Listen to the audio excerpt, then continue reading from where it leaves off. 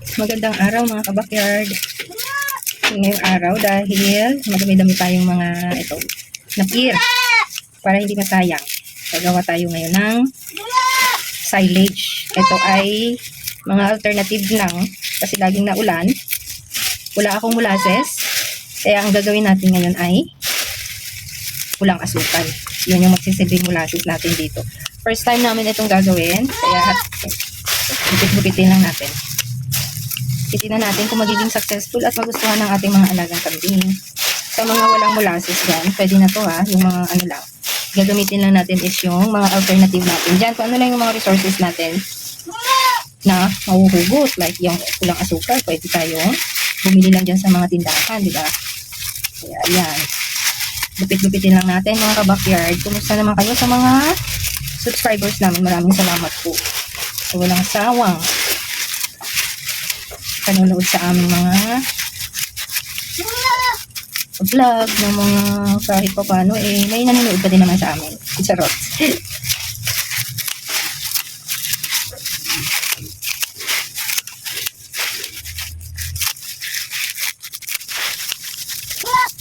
Narinig ako ng mga kapatid.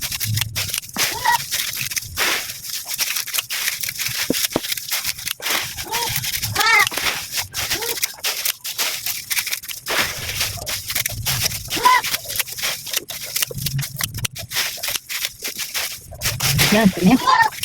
Kung mga kabakerdong, kakadalawang buwan pa lang namin. Swerte kami, no? Dahil puro babae yung unang anak ng aming si Amanda. Ayan na po. Ito na po sila. Ayan, ang lalaki, oh. So, ang susunod natin gagawin, mga kabakyard, ay hahaluan na natin ng ating pulang asukal at yung asin. Ito po, oh. Yan.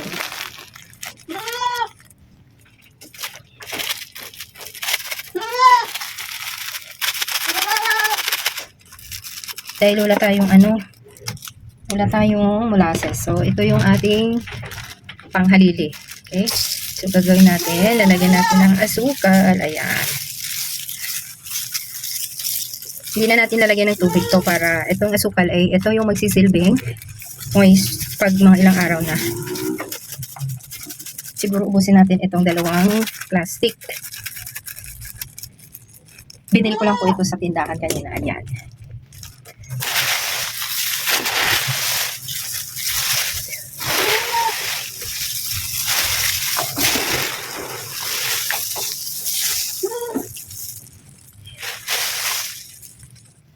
Ay, malug.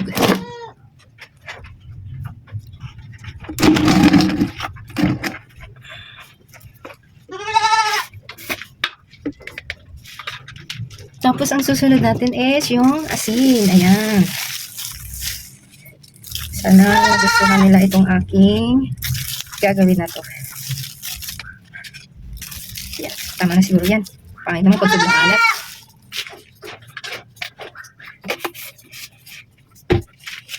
Saka natin halo-haloin ngayon. Ayan.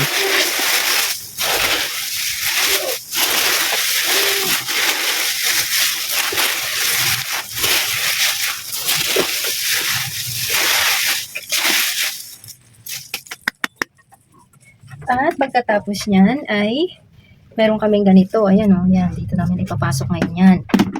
Dalawa. Ayan naman ipapasok dito. Ito yun. Lalagyan to ng tubig. Pero ito kasi is talagang makukumpak mo siya dahil nga sa kanyang takip. Para wala talagang mapasok na hangin. Para maburo siya ng maayos.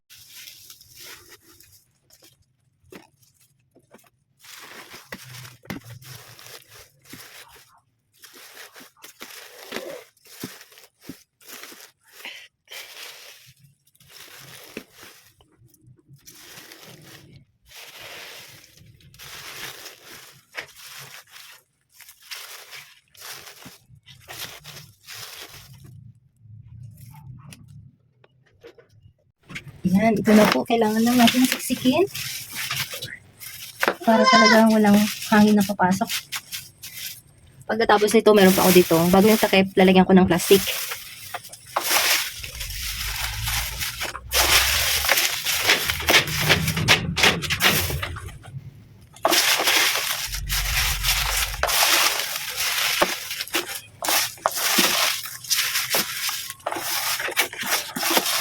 Kala ko makakabuo ko ng 2 ganito, oh. Hindi pala, isa lang.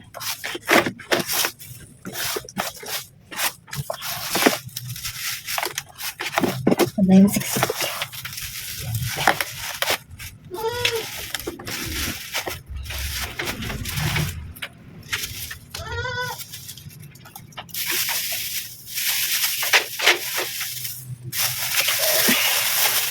Lagyan natin ngayon ng... Ay!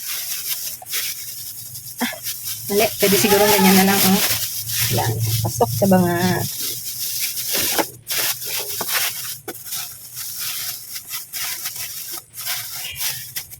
Tapos, meron tayong rubber band.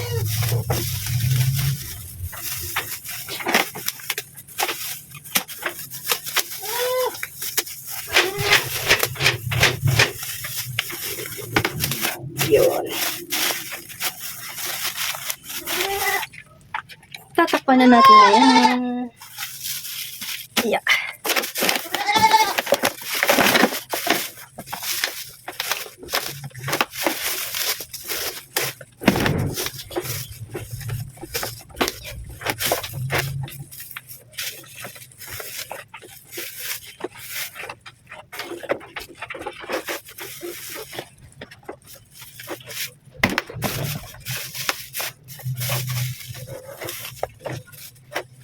Yun na.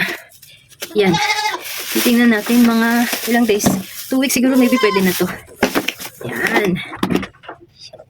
Sana maging successful tayo. Bye mga ka-backyard. Bibigyan ko kayo ng update after 2 weeks. Sa tayo natin kung pwede na. Bye! Thank you so much for watching.